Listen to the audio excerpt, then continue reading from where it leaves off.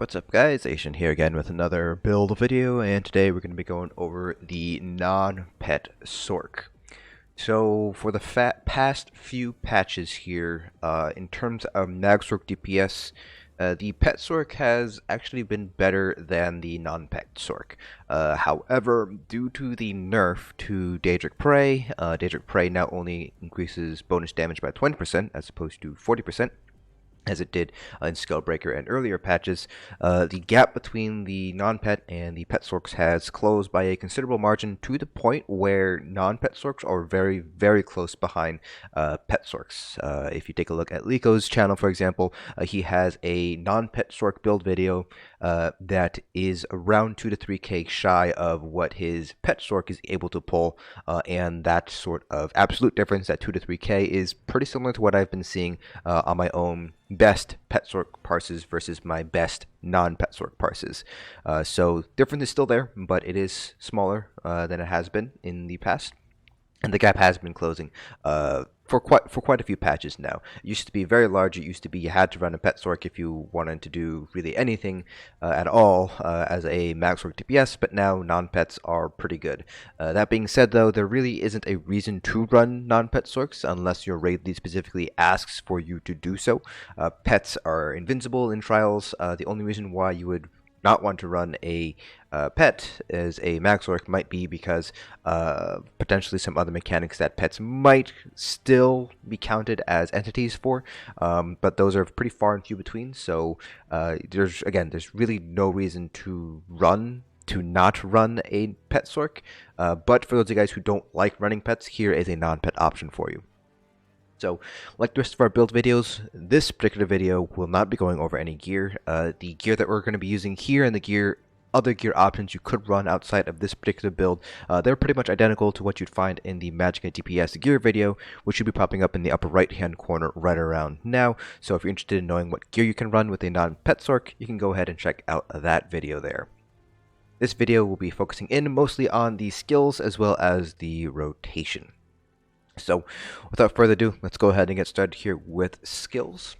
Starting off with our front bar here, very similar to what you would see in a pet Sorc. Of course, we don't have a pet, so in place of the pet, we have Boundless Storm. Now, do keep in mind that Boundless Storm does require you to be within that 5-meter radius, so if you have to play at range, then obviously Boundless Storm is not going to do really any DPS for you at all.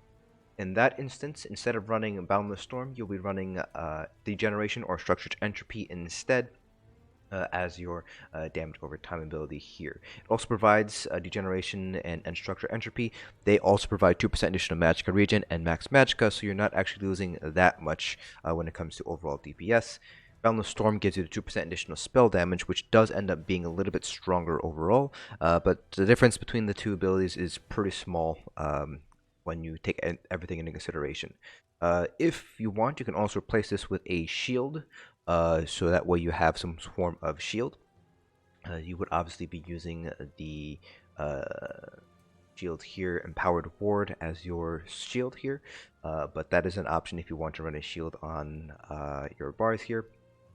Then you have Bound Aegis, Inner Light, Shooting Star.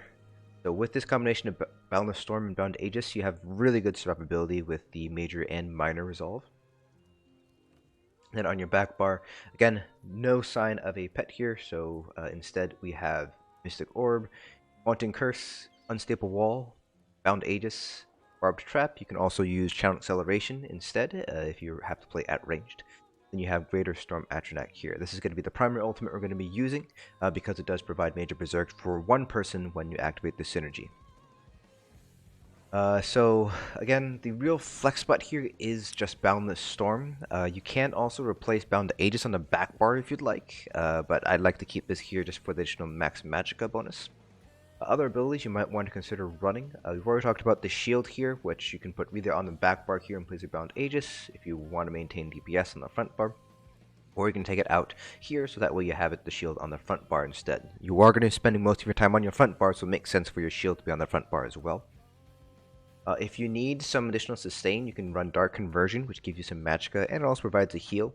There's a cast time with it though, so just keep that in mind before you start running Dark Conversion. You're going to have to make sure to use it in a situation where you don't necessarily need to block, or you are able to basically move out of whatever happens to be hitting you at the time. And then if you need a self-heal, you can run Critical Surge, which heals you on critical damage. It also provides you with major sorcery as well, so if you don't want to run spell power potions, you can run critical surge instead for the bonus, to the major sorcery bonus there. You could also run Endless Fury, but I found Endless Fury to be pretty weak overall. It's not a very strong execute, mainly because it's a flat bonus as opposed to a scaling bonus. So not particularly powerful, and it's not really something I'd recommend you running. It might help out with sustain and trash fights because it does restore Magicka when you kill somebody with this ability, but generally speaking, not really all that useful. In terms of other abilities here, you might want to pick up Crushing Shock as a ranged interrupt. It's always nice to have somebody to have that option there, so definitely something I'd recommend at the very least learning, just in case you do need to run it. If you're not able to run Elemental Weapon, you will want to run Force Pulse or Crushing Shock anyways as a spamble, so for those of you guys who can't access the Sigil Order line, then you probably will already be running Crushing Shock as your spammable. No reason to run the Light Armor shield here, just because Empowered Ward and Hardened Ward are the better options. But it is there if you guys want to do that. If you want some additional cleave, you can also run Soul Splitting Trap. If you want single target DPS, you could also run Consuming Trap instead. The difference between Soul Trap and Degeneration is that Degeneration does give you the additional Magicka and Magicka regen, so your sustain is going to be a little bit worse if you are running Soul Trap, but it is a pretty strong dot still. Let's see what else here. Not much else here. You can run Balance or Spell Sim if you want some additional sustain in place of Degeneration or Boundless Storm, but not really all that necessary in organized raid groups. But for less organized groups, you might want to consider running it for some Magicka sustain. Already talked about using Channel Acceleration for minor force instead of Barbed Trap if you can't play at melee range. And that's pretty much it for all the skills you might want to run here. So generally speaking, the flex spot on the front bar is going to be the Boundless Storm. You have a flex spot on the back bar here with Bound Aegis. And that pretty much covers it for skills. So let's go ahead and talk about the rotation itself. Rotation is pretty straightforward. It's just maintaining a lot of dots. The good thing with your dots on the back bar are that you can pretty much always combine Unstable Wall with Mystic Orb here. If you're running the other morph, which is Elemental Blockade to help out with sustain, then Haunting Curse lasts around the same amount of time as well. So you can just combine Elemental Blockade, Haunting Curse, and Mystic Orb. You won't be able to get 100% uptime on Haunting Curse because Elemental Blockade will last 14 seconds, but Haunting Curse lasts for 12 seconds. So you have a little bit of downtime on that, but not that big of a deal overall. The main thing you're going to be taking a look at is going to be Boundless Storm because it lasts for 23 seconds, so that's a little bit off. Then also Barbed Trap, which lasts for 18 seconds, which is again a little bit off. But generally speaking, you can usually combine these three abilities together when you're on your back bar. So whenever you go to your back bar, you use all three or both if you're running Unstable Wall here. Then you just want to maintain Haunting Curse, try to use that on cooldown when and where you can, and then Boundless Storm on cooldown as well. Obviously Barbed Trap for the minor force. So if you do need to drop any of the dots, Haunting Curse is probably going to be the one that you can drop. That's probably going to be the lowest priority overall. Barbed Trap is going to be the highest priority combined with Unstable Wall. Mystic Orb is a very strong dot, so you want to make sure to maintain that. And Boundless Storm is really great for the the Major Resolve bonuses. So this probably falls just above Haunting Curse. They're probably about equal in terms of priority. But the rotation is fairly simple. Always start off with your major minor force. Put down all your back bar dots. And then use your spammable. Giving it a crystal frag proc going. Not that time. So you can see here that I did have to go to my back bar, basically break my front bar rotation in order to get that Haunting Curse going. Okay, there we go. So here's the Crystal Frag proc. So whenever you get a Crystal Frag proc, you're going to want to use it right away. You don't want to necessarily sit on the Crystal Frag proc, and that's because if you continue to spamble, you will actually end up renewing your crystal frag proc here. You can still see I have the crystal frag proc still. So that is because each time you use a Magicka ability, you basically have a chance to create a new crystal frag proc. And if you are sitting on one that you haven't used yet and you get a new crystal frag proc, you basically overwrite that one. So you basically, in a sense, sort of wasted that frag proc. So the idea here is when you're using a spamble to make sure to cast that crystal frag proc right away. Now, there might come to an instance where, and you'll see this in 21 million dummy parts here, where you get the frag proc right when you bar swap. That's not a big deal. You can just use it right away when you go back to your front bar here, but you do not want to sit on a frag proc at all, just because then you might end up overwriting it if you have another crystal frag proc going there. So that's one of the main things you want to make sure to do as a Magicka Sorcerer DPS is to get your crystal frag procs off right away. It also helps out your sustain because it costs very little magicka, so you can see here that it costs 50% less magicka, so it actually is fairly cheap to use. So you make sure to want to get those crystal frag procs going, so that way you can basically better sustain yourself. So one of the issues with Magicka Sorcerer DPS is that it's a little bit inconsistent sometimes because the crystal frags is a proc. You have a 30% chance, 35% chance to proc it. So your DPS is going to vary depending on how lucky you are with getting all your crystal frag procs going. So that's pretty much everything for the rotation. So again, the key things to maintain are going to be your Elemental Blockade or Unstable Wall and your source of Minor Force, so either Barbed, Trap, or Channel Acceleration. Mystic Orb comes next because it's a very strong dot, and then you have Boundless Storm and Haunting Curse are kind of tied up together, kind of as the lowest priority dots. And then if you get your Crystal Frag proc, make sure to get it off right away. That way you're not sitting on it and accidentally waste it when you use another spammable. So we'll do a 21 minute dummy parse so you guys get an idea of the full rotation, and I'll try to narrate it as we go along.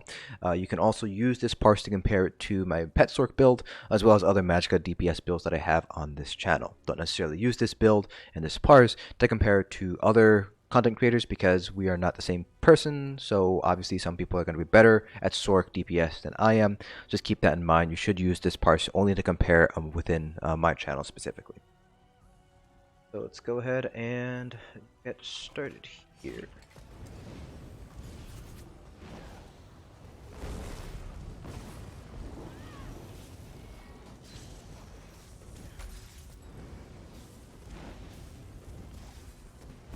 Here I am going to basically want to use Haunting Curse as soon as the second explosion goes off. So make sure you're not re-upping it after the first explosion, because then you're basically wasted magicka.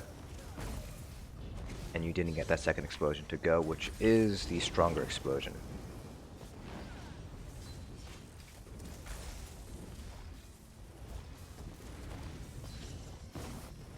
If you're using LA weapon, make sure you are practicing your light weaving, because if you're not light weaving, you're not going to get the actual effect of elemental weapon.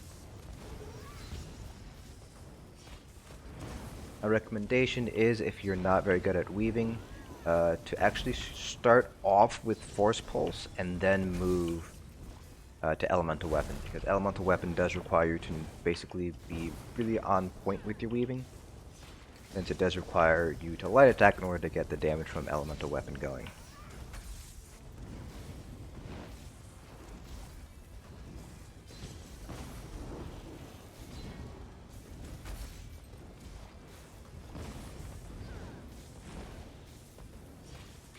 Now, Magicka Sorcs suffer from pretty bad sustain. So, probably in a couple of minutes here, a few seconds, we'll start to heavy attack.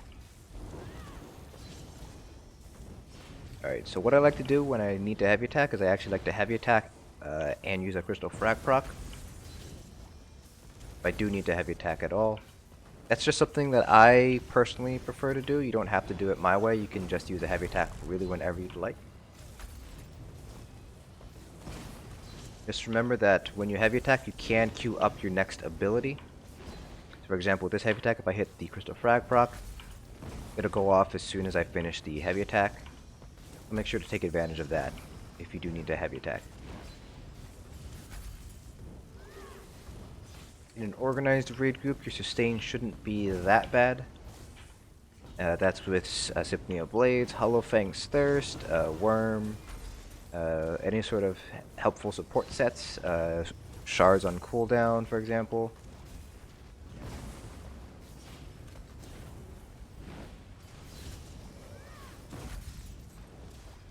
This parse might actually be one of the lower parses that I'm doing here. Might be because we're having relatively low crystal frag procs, but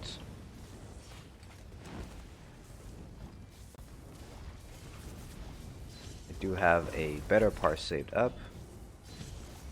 I can show you that parse if this one ends up being a pretty bad parse overall, which it does look like it's going to be a bad parse.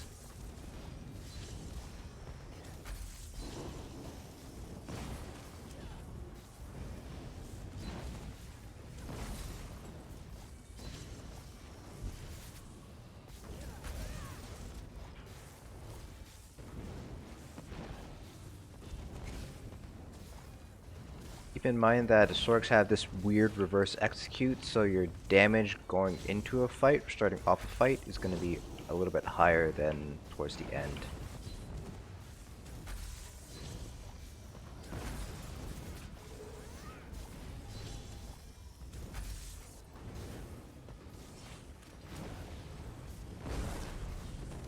If you're using Endless Fury, you will obviously start spamming that rather than Elemental Weapons, starting at 20% health remaining. Otherwise, your rotation doesn't change at all if you're not using Endless Fury. Yeah, this is a pretty bad parse overall. Okay, I have a better parse that I did a little bit earlier. I can show you guys for a better representation of what you're able to do with this build here.